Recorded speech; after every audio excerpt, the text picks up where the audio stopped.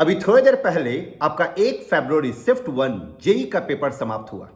हम इस वीडियो में पेपर एनालिसिस करेंगे कि कौन सा सब्जेक्ट टफ आया था, कौन सा सब्जेक्ट से कैसा क्वेश्चन पूछा गया था।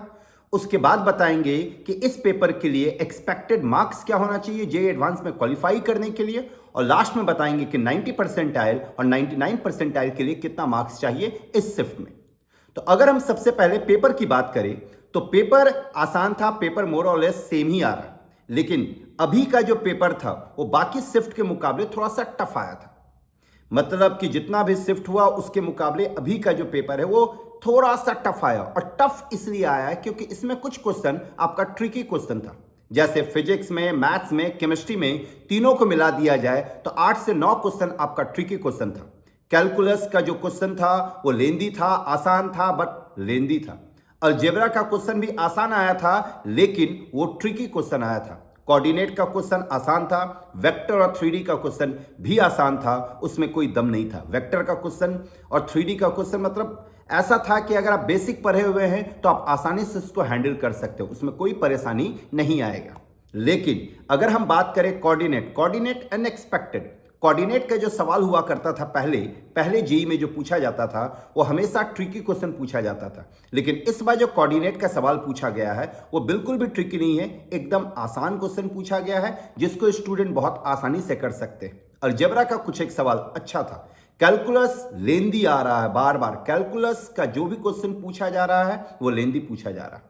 अगर हम बात करें फिजिक्स की तो फिजिक्स का पेपर भी आसान था। फिजिक्स में 2-3 क्वेश्चन ट्रिकी था, उसके अलावा सारा क्वेश्चन आसान था।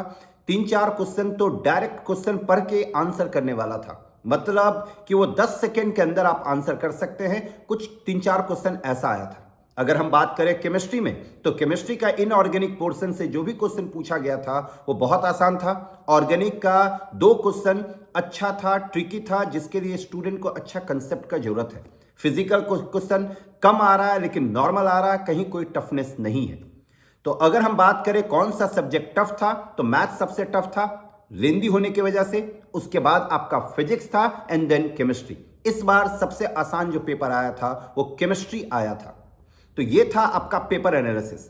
अगर हम बात करें कि क्या एक्सपेक्टेड मार्क्स होना चाहिए कट ऑफ क्लियर करने के लिए, जेई एडवांस में जाने के लिए, तो इस शिफ्ट में मतलब 1 फरवरी शिफ्ट 1 में अगर हम सीएमएल की बात करें तो सीएमएल में अगर आपको कट ऑफ क्लियर करना है तो आपका मार्क्स 84 और 90 के बीच होना चाहिए। अगर आप 90 मार्क्स ला रहे हैं तो आप सेफ जोन में हैं, आप आसानी से जेई एडवांस के लिए क्वालिफाई कर जाएंगे। अगर हम बात करें ईडब्ल्यूएस की तो ईडब्ल्यूएस में 70 से 75 मार्क्स चाहिए। अगर हम बात करें ओबीसी में 76 से 82 मार्क्स चाहिए। अगर आप 82 मार्क्स ला रहे हैं ओबीसी कैटेगरी में तो आप आसानी से जेई एडवांस के लिए क्वालिफाई कर जाएंगे, ये आपका सेफ मार्क्स है। अगर हम बात करें एससी की तो एससी में 47 से 52 मार्क्स चाहिए। अगर हम बात करें एसटी की तो एसटी में 38 से 42। तो ये था कैटेगरी वाइज क्या एक्सपेक्टेड मार्क्स होना चाहिए एडवांस एग्जामिनेशन में क्वालिफाई करने के लिए। अब हम बात करते हैं कि 90 परसेंटाइल और 99 परसेंटाइल के लिए क्या मार्क्स चाहिए। तो यहां पे जो मार्क्स हम बता रहे हैं वो सीएमएल के बेसिस पे बता रहे हैं।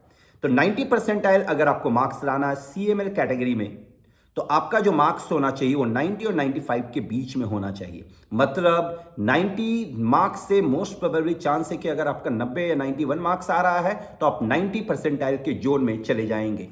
अगर हम बात करें 99 परसेंटाइल के लिए तो 99 परसेंटाइल के लिए आपका 175 से 80 के बीच मार्क्स होना चाहिए। अगर आप 175 और 80 के बीच मार्क्स ला रहे हैं तो मोस्ट प्रोबेबली चांस है कि आप आसानी से 99 परसेंटाइल में इन कर जाएंगे। तो ये था आपका पेपर एनालिसिस। उसके बाद एक्सपेक्टेड मार्क्स कट ऑफ क्या होना चाहिए।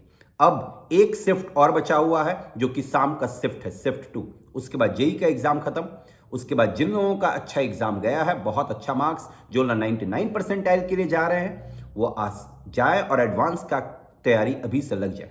और जिन लोगों का परसेंटाइल 95 के पहले रुक रहा है, अगर 95 के पहले, तो वो लोग सेकेंड शिफ्ट के लिए मतलब सेकेंड सेशन के लिए तैयारी करें, और जिनका बोर्ड है वो बोर्ड को देखते हुए भी तैयारी करें।